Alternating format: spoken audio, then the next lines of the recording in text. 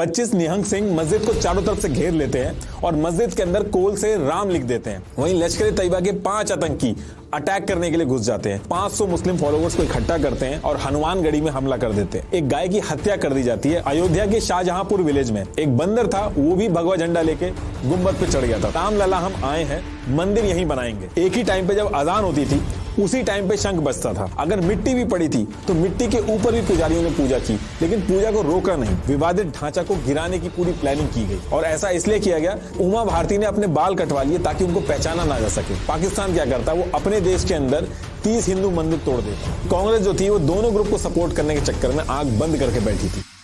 जन्मभूमि India की history का सबसे पुराना और कॉम्प्लिकेटेड मुद्दा है, जिसको लेकर अगर आज भी लोग बात करते हैं तो सेंसिटिव हो जाते हैं। इस एक डिस्प्यूट की वजह से सिर्फ अयोध्या में ही नहीं या फिर एक स्टेट में ही नहीं बल्कि पूरे इंडिया में दंगे हुए और हजारों लोगों की जान गई। और ये एक ऐसा केस था जहां पे भगवान राम खुद अपना केस लड़ते हैं, प्रॉपर उनकी फाइल बनती है सुप्रीम कोर्ट के अंदर। अब देखिए, आई एम श्योर कि इस मुद्दे के बारे में आपको जरूर पता होगा, लेकिन सुप्रीम कोर्ट के 1045 पेजेस की जो जजमेंट है उसमें कुछ ऐसी डिटेल्स है जिसमें आपको एक्चुअल रीजन समझ में आएगा कि क्यों ये लड़ाई 16th सेंचुरी से आज तक चली आ रही है।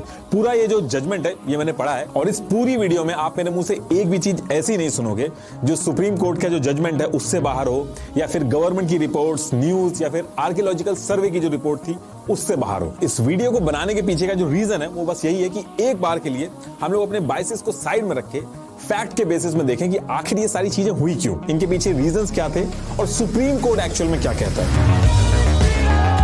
हम अपने राज में दंगा फसाद को फैलने नहीं देंगे और मंदिर वही टूटने जैसी हो जाती है। अब इसके बाद ईयर 57 AD में उज्जैन के जो सम्राट थे महाराजा विक्रमादित्य, ये शिकार के लिए अयोध्या पहुंचते हैं और जब ये अयोध्या पहुंचते हैं तो यहाँ पे संतों से मिलते हैं और जब इनको यहाँ की हिस्ट्री पता चलती है तो बहुत ज्यादा इंप्रेस हो जाते हैं। तो उसके बाद ये क्या करते हैं कि ये राम मंदिर और ये जो पूरा अयोध्या शहर था इसको दोबारा से बनवाते हैं। तो इनके टाइम पे राम मंदिर और पूरे अयोध्या का जो इंफ्रास्ट्रक्चर था वो बहुत ज्यादा डेवलप हुआ और इसके बारे में जो सुप्रीम कोर्ट का जजमेंट है उसके पेज नंबर 673 में भी मेंशन किया गया है। अब यहां तक तो सारी चीजें सही चल रही थी। इसके बाद ईयर आता है 1526 जब बैटल ऑफ पानीपत होती है और मोहम्मद बाबर जो था वो इब्राहिम लोदी को बैटल ऑफ पानीपत में हरा देता है। और इसके बाद फिर 20 अप्रैल 1526 में बाबर की एंट्री जो होती है वो भारत के अंदर होती है। अब यहां से चीजें चेंज होती हैं क्योंकि उस टाइम पे ये होता था कि अगर कोई रूलर होता था, अगर वो उस एरिया पे अपना कंट्रोल कर लेता था या फिर जीत जाता था, तो वहां जो दूसरे रिलीजन होते थे उनके जितने भी रिलीजियस स्ट्रक्चर होते थे उनको हटा के अपने फेथ के रिलीजियस स्ट्रक्चर बनवाता था, अपने साम्राज्य की जो प्रेजेंस है उसकी डोमिनेंस दिखाने के लिए। और इन सारी चीजों के बारे में मुगल्स के टाइम्स पे जो इंस्क्रिप्शंस थे, जैसे तारीख अवध बाय मोहम्मद कासिम,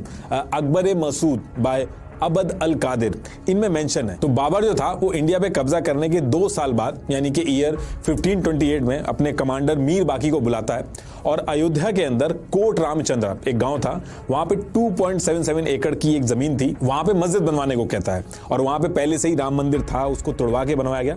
उसके बारे में थोड़ा सा वेट करिए, अभी हम आगे डिस्कस करेंगे। तो